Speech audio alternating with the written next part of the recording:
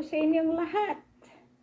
Assalamualaikum warahmatullahi wabarakatuh. Live from the land of promise, this is Queen Helen Abdurrajak Elizabeth III. Magandang umaga po. Ngayon ay Agosto na, 1, 2023. Talagang alam ko marami kayong nag-aantay ngayon at talagang sinasabi ko nga, mas maganda na nagkakaintindihan at nalalaman ang katotohanan. Kasi as of now, alam ninyo maraming haka-haka. Pag ako'y nananahimik, maraming nagkakalat ng malagim na balita na kesyo tumakas, kesyo nakulong, kesyo ayun, dahil kailangan magtago. Sabi ko nga sa inyo, kayong mga matatabil na dila, meron din kayong kahinatnan dahil ang hindi ninyo alam. Ito ang paraan ng Diyos, ng Allah, na para matuntun ka kayo, Kristiyano, Muslim, kahit anong tribo ninyo. Bakit maraming nagtatanong? Muslim attire, tapos ang mga kanta ay Kristiyano. Iyan ba'y basihan ninyo ng pagkakilala ninyo sa Diyos Ama, sa Allah?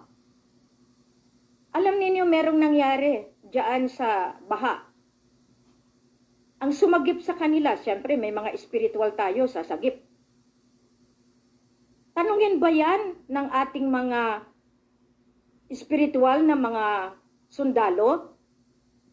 Tanungin ka ba kung ikaw ay Kristiyano, kung ikaw ay Muslim? Hindi. Kahit ang pagpunta ninyo sa paraiso, hindi tinatanong kung anong religion ka. Tinatanong kung ikaw ba ay may nagawang kabutihan dito sa lupa. Ayan ang batayan. Hindi kung anong religion ikaw. Ang relihiyon, madalas, ay ginagawang asosasyon, ginagawang organisasyon para sa proteksyon ninyo. Kadalasan. Ngayon, huwag ninyong sabihin porque ako ay nag-attire Muslim. Yun lang, sinasabi ko sa inyo.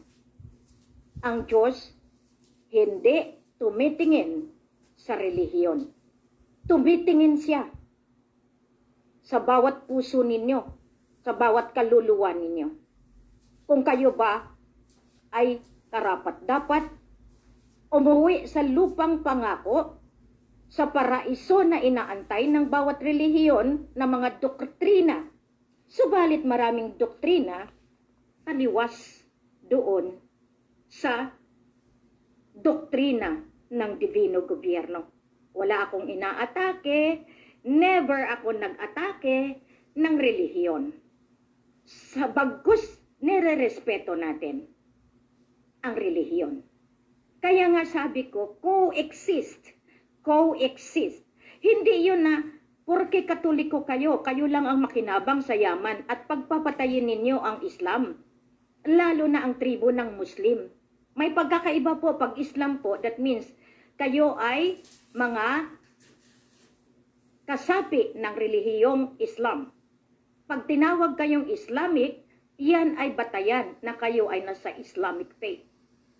Pag kayo ay Katoliko, yan ang tawag sa inyo. Pero pag sinabing Kristiyano, marami po yang mga denominasyon. Pag sinabing Muslim, maraming kaakibat iyan.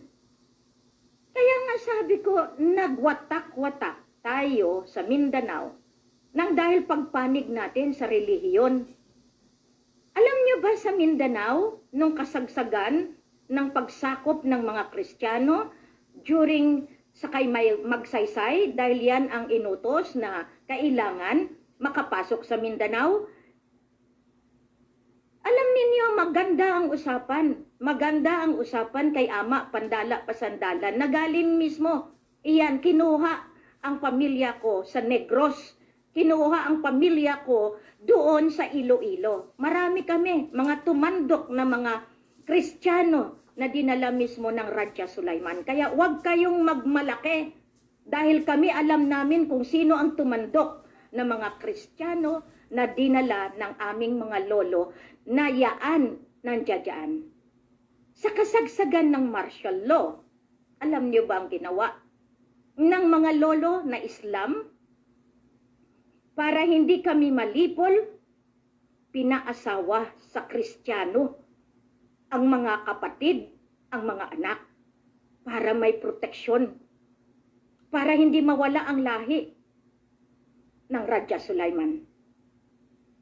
Maski mismo sa istorya ng Manila, sa kaharian ng Radya Sulaiman, sa Manila, sa Tondo, sa kasagsagan ng paglipol, pag-conquer ng Espanyol, pinapaikot yan dyan. Moske po iyang katedral. Pinapaikot yan dyan ang mga Muslim.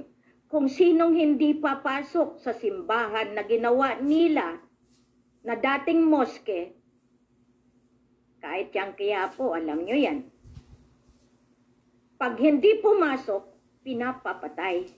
Anong sinabi ng Lolo Radya Sulaiman? Pumasok kayo para pagdating ng panahon, may matitirang dugo na magbalik muli ng kaharian. Kaya nga lahat kayong mga santo, lahat ng mga madre, alam nyo ba kung saan nanggaling kayo? Hindi ninyo alam. Kaya dapat tulungan ninyong mga Muslim. Tulungan ninyo, hindi yung ginagamit ninyo. Okay, balik tayo sa sulo. Bato-bato sa langit ang matamaan, huwag magalit. Ako tumira ng sulo para makita ng dalawang mata ko anong pamamalakad. Hindi ko kayo minamaliit. Subalit ang nangyayari, tingnan nyo dyan, may posting ako dyan, sa mga Islam na minaliit ang pagkatao ko. Hindi nila alam kung sino si Queen Helen Abdurrahman. Marami sa inyo ang nanghamak dahil nag-Islam-Islam lamang. Kayo mismong pinakamataas na liderato ng Islam, mga ustadjas. Di ba ang mga anak ninyo nag-aral sa Kristiyano na mga eskwelahan? Hindi nyo ba naiintindihan iyan? To become a politician, galing kayo sa Kristiyano na edukasyon. Ginawa ninyong organisasyon ang simbahan. Pero ni minsan naringgan nyo ba ako na inaatake ko kayo? Hindi ko kayo kailanman inaatake. Dahil dinala ko sa puso't isipan ko na ang dalawang relihiyon na nag-aaway para magkaroon ng superpower ay ang Kristiyano at ang Islam. Kasama na ang Buddhist kasi ang Buddhist naman talaga ay talagang reserve yan sa Tibet, sa China. Pero kasama ko rin sila. Kasama ko rin ang ating mga Hindus na mga kapatiran. Kaya 4 ang dinala ko para magkaroon ng world peace and prosperity. Hindi nyo alam ang sinasabi na unification ng lahat ng relihiyon. Freedom of religion. Isa iyan sa misyon ni Queen at ni King. Freedom of speech. Pero anong ginawa ngayon nila? Ginagamit nila ito para lipulin ang maliliit na tao. Kaya nga, anong hiningi ko sa kalangitan para matapos ito? Sabi ko, para magkaroon ng pagkakataon, kilalanin ang totoong Diyos na namumugad sa inyong katawang lupa na kayo ay pinili din ng Diyos para mamuhay ng mapayapa dito sa mundong ibabaw. Salamat at marami kayong nag-aantay sa pananalita ni Queen. Bawat binibigkas. Pagkatapos nito, ihihiga ko lang dahil malaki ang tama sa aking pangangatawan. Subalit sinisikap ko dahil ika nga, wala na silang pag-asa sa mga media. Ang media, bayaran. Totoo po yan. Totoong totoo. Kaya nga kami hindi nakikilala dahil millions ang binabagsak ng bawat media provider kasabwat ang politiko. Ay aba, ang galing-galing. Nakita na ngayong sabwatan ng Malaysia at ng Pilipinas, magaling pa rin ang plataforma ng mga media providers. Sirang-sira na nga eh. May pruweba, may ebidensya, merong tinatawag na pagkakamali. Pero ang media taga-takip ng mali. At ang mali, ginagawang tama sa pananaw ng bawat isa. Hindi ba kayo nahihiya? Ngayon, anong dahilan na nagkaroon ng batas na ibablock ang lahat ng SIM card? Dahil meron silang kumpanya at provider na ilalabas. At sino iyan ang nag-author? Titingnan niyo mabuti. Sinong nag-author niyan? Kung sinong malapit sa kusina na sinasabi, yun ang mananalo dyan sa mga proyekto, sa mga bawat kontrata ng iba't ibang bansa. Natural. The final approving body is the Office of the President. Dapat dinadaan yan sa Kongreso, Senado. Pero subalit, dahil wala ng otoridad ang gobyerno, the special power and authority of the Office of the President can decide in accordance doon sa binigay na power and authority as an extension for transitory, na yan ay mag-i-end sa September 16, 2023. Minamaliit yan ng maliliit na tao dahil maliit na nga ang utak, kukute, ang sama pa ng mukha, ang sama pa ng ugali. Aruy, pasensya na ha, bato-bato sa langit, ang matamaan huwag magalit. Kasi ang galing ng mga packagers, gagamitin nila yung walang alam. Hihimukin nila yung tao magagalit sa akin dahil meron silang plataforma na gagawin.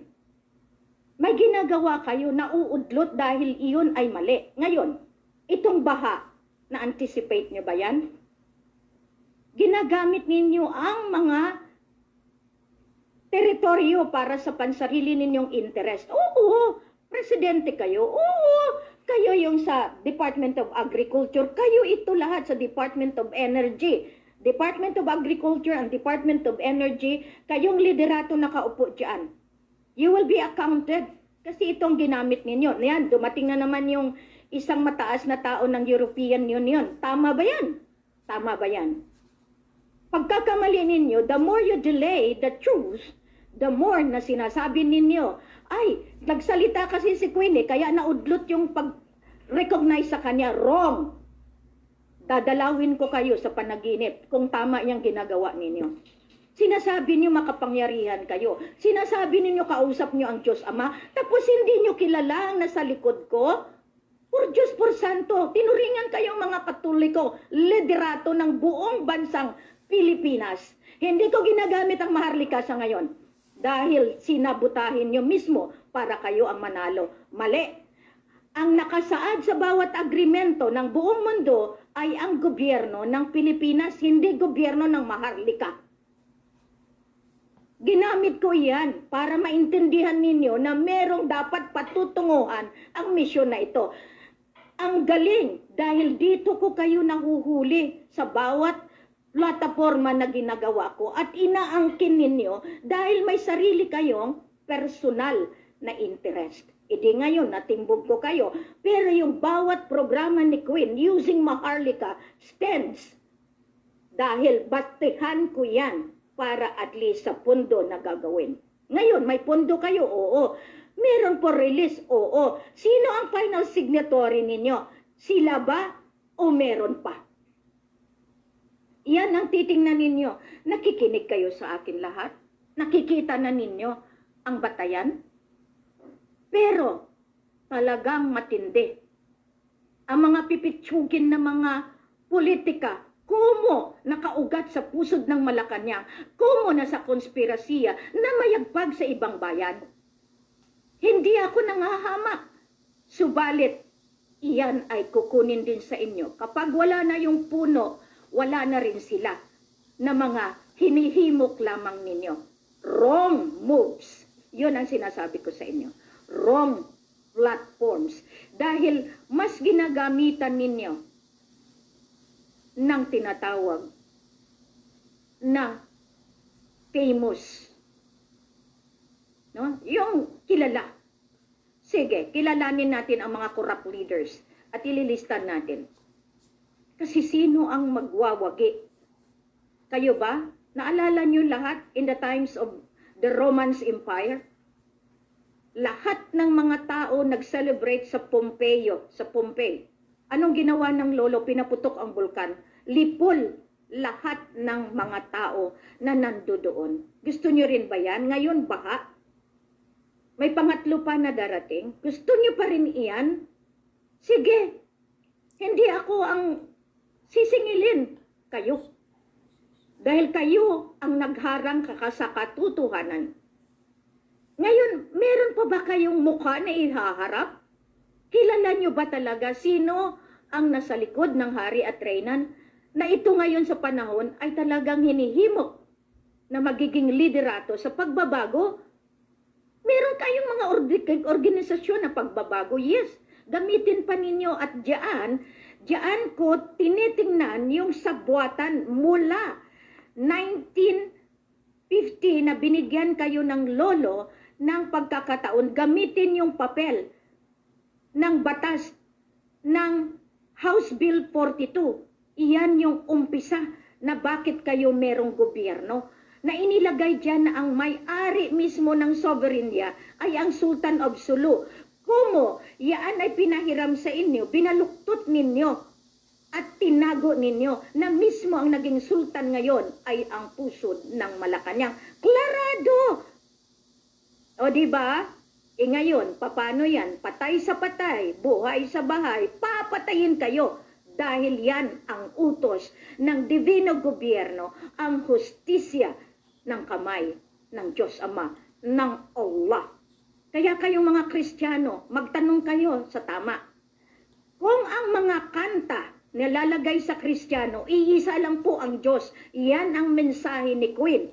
Iisa lang ang Allah, iisa lang ang Diyos Ama, iisa lang ang may likha sa atin lahat. Kaso lang ginawa ninyong nasa kamay ninyo, nasa isang box lang ang Allah. Ginawa ninyong utusan ang Allah. Ginawa ninyong nasa kapalad ninyo ang Diyos Ama dahil sa inyong relihiyon na ginawa lamang. Ang relihiyon, nagiging relihiyon dahil sa suporta ng sangkatauhan. Si Kristo hindi Kristiyano. Naging Kristiyano tayo pagkatapos ng namatay sa ginawa iyan dahil sa ating pagmamahal sa Kanya. Ang Islam ginawa yan dahil sa pagmamahal kay Prophet Muhammad. Ngayon, sino ngayon ang mamayagpag? Meron pa bang hihigit sa divino gobyerno na pinapalakad ng Diyos Ama? Regardless kung anong denomination ka, kung anong faith ka, pagkakaisa, bilang isang tao, magpakatao naman kayo, oh. Yan ang hindi ninyo nabantayan. The world of lies will never win. The truth will always the truth, and the truth prevails. Ang kasinungalingan ay kasinungalingan at kailanman hindi magwawagi dahil ang tatayo at mangunguna ay katotohanan. Ang katotohanan ang siyang batayan ng hustisya ng may makapangyarihan. The council of heavens and earth below. Yan ang hindi ninyo namalayan. Kaya nga, sinisikap ko na magkakaroon ako palagi ng boses dahil naawa ako sa inyo. Maraming humihiling, nagpapanaghoy, Queen. Kahit nagdadrive kami ng malayo, pinapakinggan namin ang bawat pananalita. Pagod na kami sa kabibigay ng pahayag ng gobyerno sa lahat ng mga programa nila pare-pareho. Totoo, pare-pareho. Kasi ang pinapakita nila, yung kanilang artificial na serbisyo publiko. Pagdating sa bahay, anong sabi? Kailangan lang dahil kailangan makita ng tao na good tayo. Pero babawi tayo sa kaban ng bayan. Kasi pinaghati-hatian na ninyo eh. Ito isang example lang. At ito'y paulit-ulit ko sinabi. Titingnan niyo mabuti yung mga empleyado sa loob ng Malacanang. Puro iyan rekomendado ng ating mga sultan-sultan. Kaya dito nakikita natin. Kaya nga minsan mahirap. Mahirap. Kaya nga tayo lahat nakikiisa sa ngalan ng ating mga lolo. Kaya nga dito pinaghihirapan natin. Lahat iyan programa. Binigyan sila na sila magdesisyon kung sino sa Malacanang ang uupo. Lahat kayo tinitingnan iyan dahil that is the superpower and authority given to America, to the British North Borneo, to the Sultan of Sulu, to Malacanang, to the Malaysian government, to Indonesia, at iyan kasama ang Sultan Brunei, Singapore, at itong Lupasug Empire. Ngayon, kaya nga, sundin ninyo ang MA63. Ang Malaysia, Philippines, Indonesia, kaya nga MA, Maria Abdurrajak. Yan ang hindi nila nakikita. Ngayon, delay pa kayo ng delay. May papasok na naman na Baguio. Delay pa kayo dahil nagagalit ang mahal na ina. At meron ba kayong ibang mahal na ina na kinikilingan?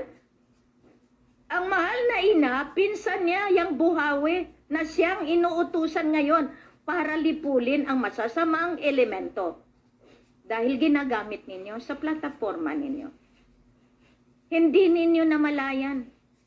Malaki na ang daan ng destruction. Tingnan ninyo ang China, Beijing mismo, nilolubog dahil sa pagsira ng kalikasan sa sobrang high technological approach na lahat ng usok napunta sa ozone layer. Kung sino ang mga nag-contribute, doon din inuuna ang divino justisya na ginagawa ng Diyos Ama. Sinini ko niyan, si Kuanin, lahat yan, hindi ninyo namalayan ang tindi ng parusa. Kaya nga kayo, tingnan ninyo, kasi alam ko na, eto si Queen, pagkatapos nito, higa lang para bumawi sa enerhiya na binibigay ko para maintindihan ninyo dahil hindi ako sakop ng ninumang media providers.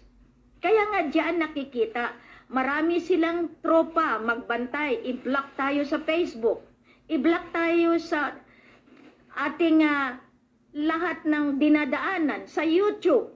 Pero maganda dahil ngayon nakita na nila na merong saysay ang bawat pananalita ni Queen, na merong paraan si Queen para abutin kayo lahat. Malapit na. Pero hinihiling ko, the more ibablock pa rin nila, papatayin kayo ng Allah, papatayin kayo dahil ang hangin na nilalanghap ninyo ay galing pa rin sa Kanya. Yan na yung sinatawag natin, ang paghusga ng kamatayan ay nasa kamay ng Diyos Ama. Hindi sa akin, di ba? Hindi sa akin. Marami pa kayo. Marami pa kayo. Marami pa kayong susunod doon sa mga kailangan ng bigyan ng hustisya at kunan mismo ng hangin sa ilong. Yan lang. Hangin lang tayo. Iba pa yung sakuna. Iba pa yung dilubyo. Hangin lang. Doon tayo. Yung pagtulog ninyo, saka kayo kukunin at pag nakuha na kayo, doon kayo sa umaapoy na lava sa ilalim ng impyerno. Sorry na lang. Sorry na lang. Kasi hindi kayo naniniwala. Subalit hindi ko rin kayo ma-blame dahil may sarili kayong paniniwala. Kontrahin nyo na si Queen at nang tuluyan, lulubog ang inyong kabahayan. Yan lang. Yan ang aking parusa na itinamo sa utos ng mahal na ina. Because you will never stop destroying the environment. Binibenta ninyo sa ibang bayan. Nabenta na tayo noon pa sa panahon ni Aquino. Sumunod, marami kayo nakalista. Binenta sa Beijing, binenta sa Malaysia. Ngayon, sino nagbenta dito? Klarado, may mga pictures po kayo nakahilira, pati yung finance na dala ninyo, pati yung mga congressman, senado na dala ninyo, nandito, pasensya kayo dahil nasa loob din ako, nakikinig sa inyo. Yan ang hindi ninyo namamalayan.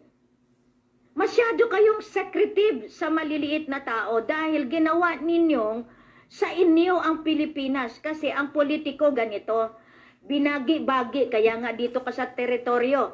Pag nanalo ka, magbayad ka balik dito sa mga packagers na ito. Yan ang pundo ng eleksyon. Ilalagay kita sa teritoryo ng Mindanao. Ito ang budget mo, pero ito ang isuli mo. Ginawang negosyo, the highest form ng business is politics. Politics. Kaya nga tinatama natin ang politicians. Tinatama natin lahat. Sa ngayon, alam ko, salamat at marami kayong nag-aantay palagi sa pananalita ni Queen. Ito, makita ninyo, kahit anong mangyari, kahit saan ako sa mundo, iyan ay paraan ng Diyos para maintindihan kung anong klaseng pamumuno ang kinakailangan sa mundong ibabaw. Hindi lamang sa bansang Pilipinas, kundi sa buong mundo. Bansang Pilipinas kung mahal, the beloved country, the Philippines. Now, let the Maharlika, let them. Kasi bininta nga tayo eh. Maharlika, bininta rin tayo. Pero ang Maharlika, yan ay nakalaan sa ating kaharian sa Lemuria. The Lemurian protects Maharlika.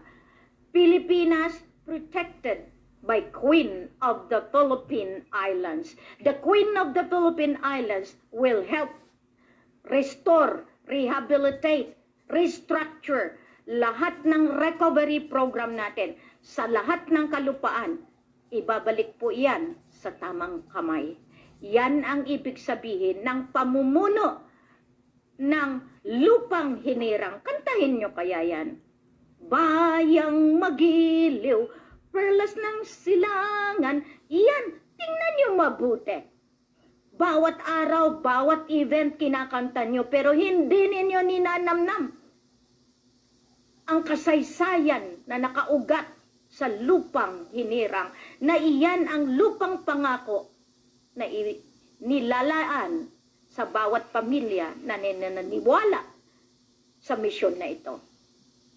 Ngayon, intay tayo. Marami pang mangyari. Alam niyo, pag very soft na ang lupa, isang kibot ng putok ng bulkan, lubog po tayo lahat. Gusto niyo ba ganun ang mangyari? Tinatawagan ko lahat ng mga obispado. Si Queen, ni minsan, hindi ko kayo binigyan ng pasakit. Bagkus dahil sa akin, nahihimok ko ang mga Islamic radical to stop na wag makinig doon sa plataforma na binibigay mismo ng inyong mga liderato na alam din natin, alam ninyo. Tama na. Dahil meron talagang paraan na makita ninyo, ito, may hangganan lahat. Magdasal tayo. At dito nakikita natin, marami pang mangyari sa bansang Pilipinas, sa bansang lupang hinirang. Mabuhay! Maraming salamat. Magandang umaga po sa inyo. Naway na sa mabuti kayong kalagayan at sa mabuting pangangatawan. Naiiyak po ako dahil marami pong namamatay na mga inosente na dadamay dahil sa kawalang hiyaan ng mga liderato natin. Maraming salamat. Magandang umaga. Magandang gabi sa ibang bayan. At naway magkaroon ng magandang balita ang ating bansang Pilipinas. Masalam,